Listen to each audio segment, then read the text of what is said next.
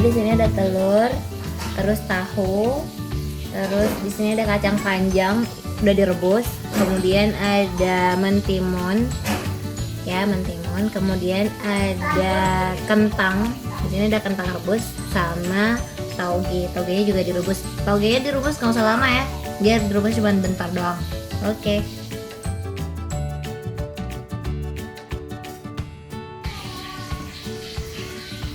Ini gula merah, terus ada kacang,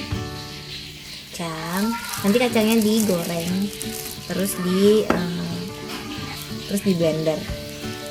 Ya, terus daun salam yang ini, terus daun jeruk yang ini.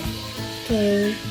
Terus kita juga pakai cabai rawit, 2 cabai merah, kemudian setengah siung bawang putih. Itu ini bumbu halus. Terus ada pakai serai. Nah, ini serai ada 2 batang. Terus kita pakai terasi sedikit. Ini terasi ya. Terasi boleh apa aja sih, suka-suka hati.